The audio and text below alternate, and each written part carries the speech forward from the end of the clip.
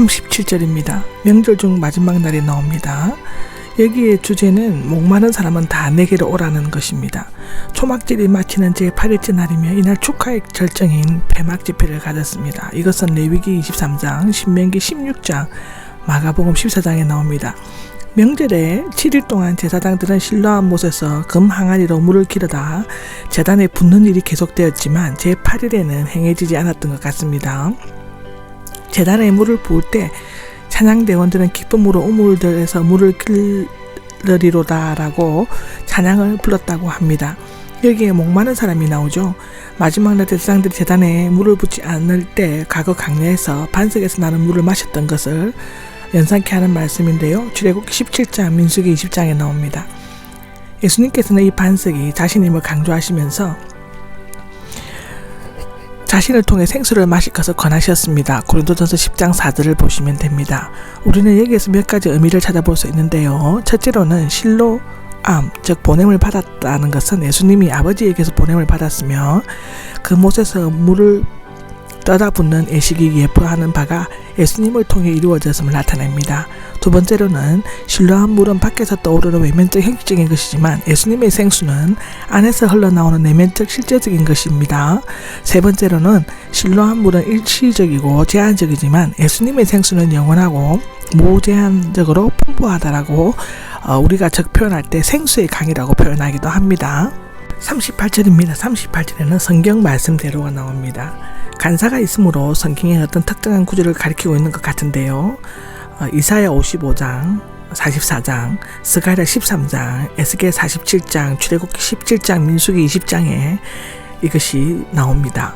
어느 하나가 아닌가 하는데 그 속에서부터 생수의 강들이 흘러나올 것이다 하는데 이 속은 사람의 가장 깊은 곳, 즉 양심이나 전인격을 의미한다고 욥기 15장, 잠언 18장은 이야기하고 있습니다. 이 구절은 그리스도께서 보내주실 성령, 즉 그리스도와의 연합을 통해 믿는 자들에게 생수의 강들이 흘러나오는 것처럼 풍성하고 충만하게 임하게 될 것을 의미합니다. 이것은 예수님께서 성천하신 후 마가가 다락방에서 오순절 성령이 임함으로써 성취되었다고 사도행전 2장 1절에서 4절은 말하고 있습니다. 39장입니다. 39장에는 자기를 믿는 사람들이 받게 될 성령이 나오는데 성령은 구약시대에 활동하셨고 특별한 사람에게 제한적으로 임하였지만 신약에 와서는 요엘의 예언처럼 모든 믿는 자들에게 임하셨습니다. 구약시대에는 시편 51장, 창세기 41장, 민수기 27장에 나옵니다. 모든 믿는 자들에게 임하였는데 성령이 이 믿는 자들에게 주어지는 것은 예수님의 대속사업이 성취된 후부터입니다. 왜냐하면 성령의 사역 완성은 예수님이 이루신 구원사역에 의존하고 있기 때문인데요. 성령을 받은 자는 생수가 흘러나오는 강이 되고 또 생수를 공급하는 사람이 되어야 할 것이라고 합니다. 이것 또한 성경에 누가복음 16장에 기록되어 있습니다. 여기 영광이 나오는데 아마도 예수님의 십자가와 부활 성취를 의미하는 것입니다. 그 후 예수님께서 성육신 전에 계신 성부와의 영원하신 영광의 상태로 돌아가셨다고 기록되어져 있습니다. 40절입니다. 40절에는 예수님의 말씀을 들은 무리들의 반응이 나타나고 있습니다. 그때 이 말씀을 들은 무리들 가운데 어떤 사람들은 이분을 참으로 그 예언자라 하시고 라고 하는데 첫 번째로 참으로 예언자이시고는 40절에 나오는데요. 모세가 예언한 오리라고 한 그 예언자를 가리킬 것입니다. 그들은 예수님을 메시아로 여기지 않았습니다. 두 번째로는 이분은 그리스도시다인데 예수님을 예언자 이상의 메시아로 인정했는데 그들이 기대하는 메시아는 지상적, 현세적, 정치적 메시아였죠.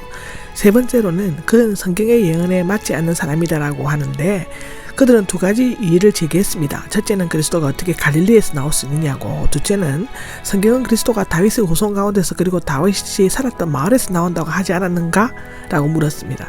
그들은 나름대로 그리스도가 다윗의 후손에서 나고 다윗이 살았던 마을 즉 베들레헴에서 태어나실 것이라는 사실을 정확히 알고 있었습니다.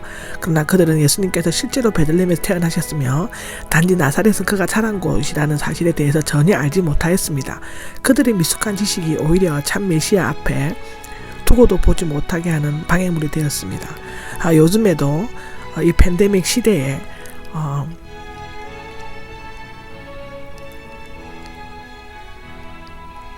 정말로 우리는 정확히 성경을 알아야 한다고 저는 생각합니다. 성경을 잘 모르면 어떤 사악한 사람들이 와서 사탄이 와서 내 귀에 속삭이면 넘어갑니다. 예, 그래서 정말로 자기에게 크나큰 저항이 올 수도 있습니다.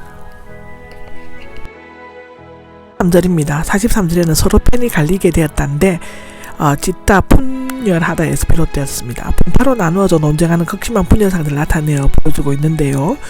요한복음 9장 16절, 10장 19절에도 나옵니다. 어둠 속에서는 분열이 없지만 빛이 나타나면 빛과 그림자로 나누듯이 생명의 빛이신 예수님이 계시면 언제나 그를 믿는 자와 믿지 않는 자로 분명히 나누어지게 됩니다.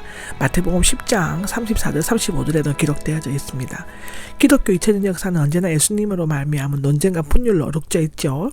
그러나 예수님은 논쟁해야 할 대상이 아니라 믿고 사랑해야 할 분입니다.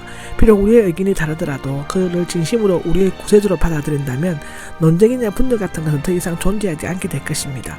우리에게는 성령이 하나 되게 하신 것을 힘써 지켜야 할 것입니다. 에베소서 4장 3절에 있습니다. 이것이 우리의 사명이 주어져 있습니다. 44절입니다. 44절에는 예수님을 잡으려고 했지만인데 직격하면 악인들의 의도를 가지고 체포하기를 원했습니다. 그러나 아무도 그에게 손을 대지 않았던 것은 예수님의 때가 이르지 않았기 때문이지요. 이것 또한 하나님의 뜻입니다.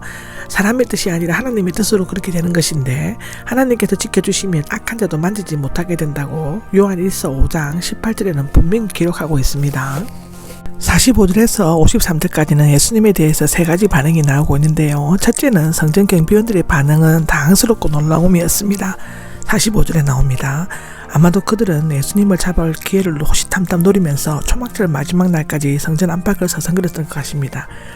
그런데 그들은 제도화된 그 어떤 권위로도 막을 수 없는 예수님의 신적인 권능과 품위 인격 등을 발견했으며 그 받은 인상과 감동이 너무나 컸으므로 대제사장들과 바리새인들 앞에서도 끄리낌 없이 말할 수 있었습니다.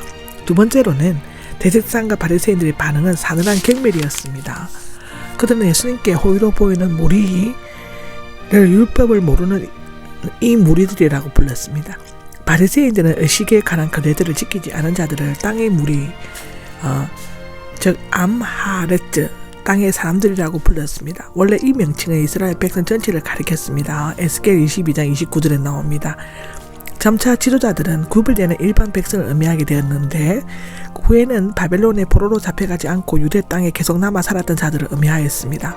그들은 랍비를 통해 율법 교육을 받은 적이 없었던 예수님과 그를 따르는 자들을 비난하고 멸시하였습니다. 그들은 나름대로 정한 율법을 모르는 무리는 저주받는다는 말을 함으로써 스스로 상류 계급의 지성인인 채 하는 속물건성을 드러내고 있습니다. 세 번째로는 니고데모의 반응은 소극적인 변호였죠. 니고데모는 사내들인 공회의 의원이었고 밤중에 예수님을 찾아왔으며 아리마대 요셉과 더불어 밖으로 자신을 드러내지 않는 은밀한 제자이기도 했습니다. 아마도 그는 바리새인들이 갈리들이나 바리새인들 가운데서 설마 그를 믿는 사람은 하나도 없겠지 하는 말을 듣고 기분이 상했던 것 같아 보입니다. 물론 그는 예수님을 직접 변호하지는 않았으며 단지 적절한 율법의 한 글귀를 인용했을 뿐입니다.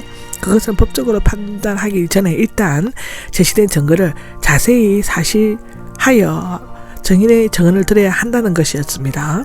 출애굽기 23장 1절과 신명기 1장 16절을 보시면 됩니다. 그는 율법을 모르는 자들을 저주할 만큼 율법 내용을 잘 알고 허세를 부리는 그들에게 모든 일을 다 알기 전에는 함부로 판단할 수 없다는 율법의 구절을 근거를 들어 통쾌하게 의의를 제기하기도 했습니다. 52절입니다. 52절에는 당신도 역시 갈릴리에서 오지 않았겠지요? 하는 것인데 니고데모의 논리적이고 합법적인 변호에 대해 더 이상 답변하지 못하고 궁지에 몰린 바리새인들은 고질적인 지역 감정을 내세워 맞받아 공격하였습니다. 그런데 그들이 말과는 달리 실제로 갈릴리에서 적지 않은 예언자들이 나왔습니다. 그것은 요나, 호세아, 나훔, 아모스, 엘리야, 엘리사 등입니다. 마지막 53절입니다. 여기 보면 자기 집으로 돌아갔다가 나오는데요. 바리새인들은 이 논쟁을 해결하려고 다른 증거를 더 얻으려고 하지 않았습니다. 그래서 니고데모는 더 이상 자신의 주장을 내세우지 않고 입을 다물어버렸고 그들은 예수님을 체포하기로 결정하였습니다. 니고데모는 예수님 편에서 진리의 선봉장이 되어 불의의 세력에 끝까지 용감히 맞서야만 했지만 우유부단하게 상황의 흐름을 내맡기고 말았습니다. 그는 중대한 인생 문제의 결정권을 죄와 세상에 맡기면서 한편으로는 그리스도를 따르는 사람, 하나님과의 재물을 겸하는 섬기는 차지도 덮지도 않은 자신의 전형적인 본보기가 되었습니다. 예수 그리스도를 변화하는 것은 우리에게 유형과 비웃음을 가져다 줄 수 있습니다. 그리스도에 대한 충성은 이 땅 위에서 십자가를 의미할 수도 있지만 그것은 영원한 면류관을 가져다 줄 것입니다. 아멘.